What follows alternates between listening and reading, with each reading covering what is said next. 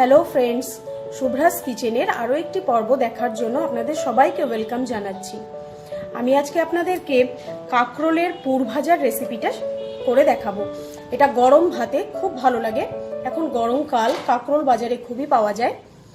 আর কাঁকরোলের এই রেসিপিটা ভাতের সাথে মেখে খেতে খুব ভালো লাগে। তাহলে চলুন আমি আজকে দেখাই কাঁকরোলের পুর ভাজা কি করে বানাতে হয়। কাঁকরোলের পুর ভাজা করার জন্য আমি এখানে 5টা কাঁকরোল নিয়ে মাঝখান থেকে কেটে প্রেসার কুকারে খুব সামান্য একটু জল দিয়ে একটা সিটি দিয়ে রেখেছি। এবার আমি কাঁকরোলের এই বীজগুলোকে বাইরে বার করে নেব। এটা আমি চামচের পেছন দিয়ে খুব আস্তে আস্তে করে বার করবেন, কারণ কাঁকরোলটা নরম হয়ে গেছে, ফেটে যাতে না যায় তার জন্য খুব আস্তে আস্তে আমি এগুলোকে বার করে নেবো সব। এইভাবে আমি সবগুলো বীজ বার করে নেব।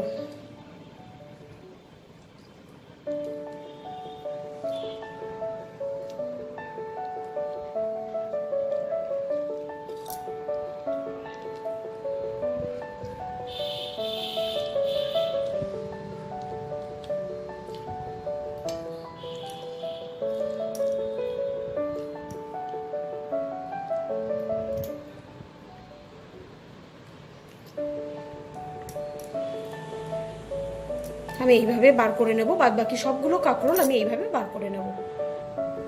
দেখুন, আমি সবগুলো কাঁকরোলের ভেতর থেকে বীজগুলোকে বার করে নিয়েছি। এবার আমি একটা মিক্সিং জার নেব। আমি একটা ছোট মিক্সিং জার নিয়ে নিয়েছি। নিয়ে এবার আমি কাঁকরোলের বীজগুলোকে আর শাঁসগুলোকে আমি দিয়ে দেবো। খুব বেশি পাকা বীজ হলে আপনারা দেবেন না, কচি কচি বীজগুলো হলে দিয়ে দেবেন। এবার এই শাঁসগুলো দেওয়ার পর আমি এখানে 4টে কাঁচা লঙ্কা দেব। আর আমি এখানে আধমালা নারকোল কুড়িয়ে রেখেছি, এই নারকোল কোড়াগুলো দিয়ে দেব।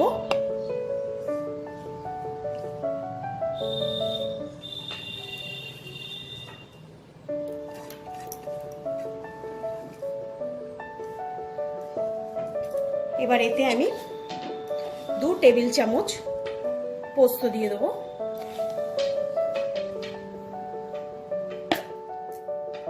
এবার এটা থেকে একটা খুব সামান্য জল দিয়ে আমি একটা স্মুথ পেস্ট তৈরি করে নেব।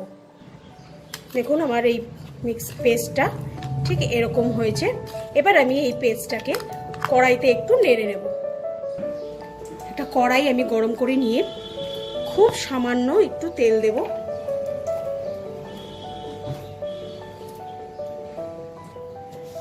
তেলটা গরম হলে আমি একটু কালো জিরে ফোড়ন দেব।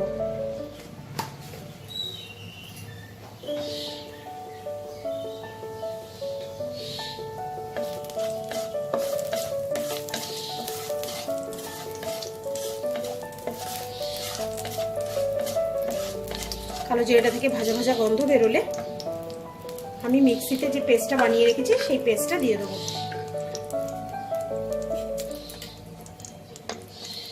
এবার আমি এই পেস্টটা দিয়ে দেবো।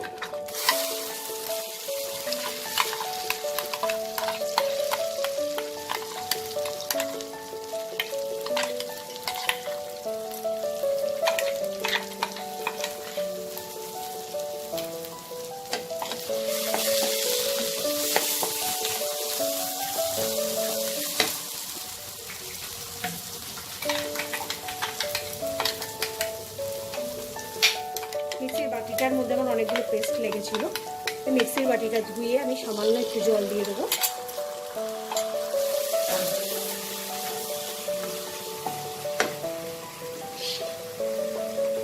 এবার এতে আমি অল্প একটু নুন, পরিমাণ মতো চিনি আর সামান্য হলুদ দেব। আর আমি এখানে কালো সর্ষে কিছুটা শিলে বেটে রেখেছি, এই 1 চামচের মতো কালো সর্ষে আমি বেটে রেখেছি, এটাও দিয়ে দেবো।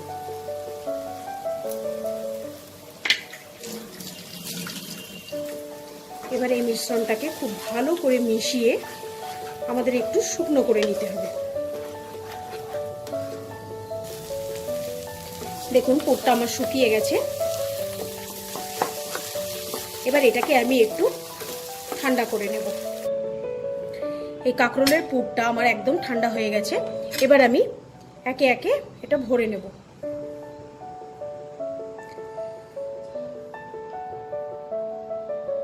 এরকম ভাবে অল্প অল্প করে পুরোটা ভরে নেব সবগুলোতে।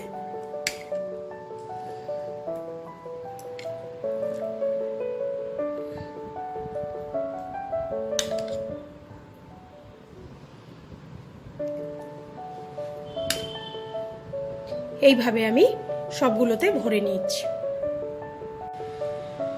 কাঁকরোলের পুরগুলো আমি সবগুলোর মধ্যে ভরে নিয়েছি। এবার আমি একটা ব্যাটার তৈরি করব। আমি একটা মিক্সিং বোলের মধ্যে এখানে আমি 4 চামচ চালের গুঁড়ো নিয়ে নিয়েছি। এবার আমি এতে 6 চামচের মতো একটু বেসন নেব।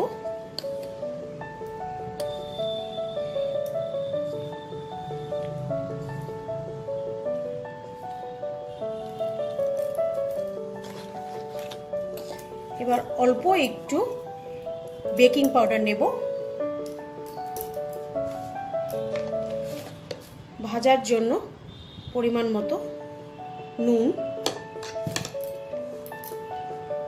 আর অল্প একটু হলুদ নেব। এবার আমি এগুলো সবগুলো ভালো করে মিশিয়ে নিয়ে অল্প অল্প করে জল দিয়ে আমি একটা স্মুথ এবং ঘন ব্যাটার তৈরি করে নেব। খুব বেশি পাতলা হবে না, এটা শুধু আমার মুখটা আটকানোর জন্য, তা নাহলে ভেতর থেকে পুরগুলো বেরিয়ে যাবে। আস্তে আস্তে জল দিয়ে এটাকে আমি তৈরি করে নেব।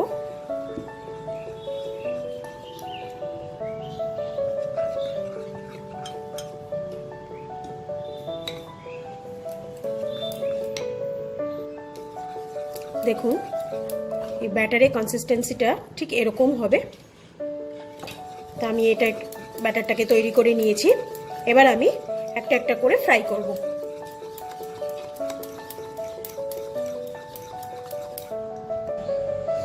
দেখুন আমি সাদা তেল কিছুটা গরম করে নিয়েছি। এবার আমি এই ব্যাটারের মধ্যে অল্প করে চুবিয়ে মুখটা বন্ধ করে দিয়ে এইভাবে আমি তেলের মধ্যে ছেড়ে দেবো। দেখুন আরো একটা আমি এরকম ভাবে চুবিয়ে এক্সেস ব্যাটারটাকে ফেলে দেবো। ফেলে দিয়ে আমি এইভাবে তেলে ছেড়ে দেবো।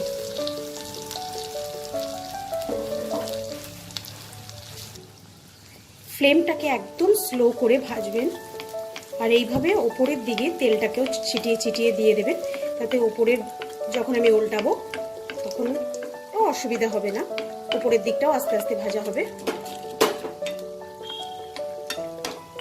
একদিক ভাজা হলে তারপর আমি আরেক দিক উল্টে দেব। আমার এক পাশ ভাজা হয়ে গেছে, এবার আমি আস্তে আস্তে উল্টে দেব।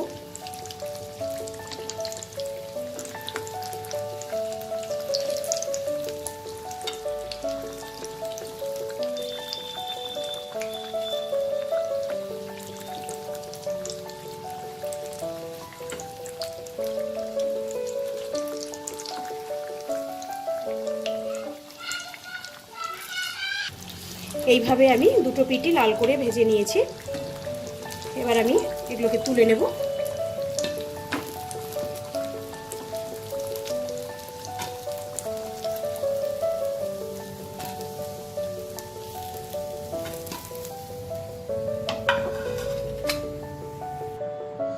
আমি কাঁকরোলের পুর ভাজা সবগুলো ভেজে নিয়েছি। তো আপনাদের যদি আমার এই রান্নাটা ভালো লাগে লাইক শেয়ার করতে ভুলবেন না। আর যারা আমার চ্যানেলটাকে এখনো সাবস্ক্রাইব করেননি তারা আমাদের নতুন নতুন রেসিপির আপডেট পেতে আমার চ্যানেলটাকে আজই সাবস্ক্রাইব করে নিন। আজ আসি, আবার আসবো নতুন কোনো এক রান্না নিয়ে। বাই।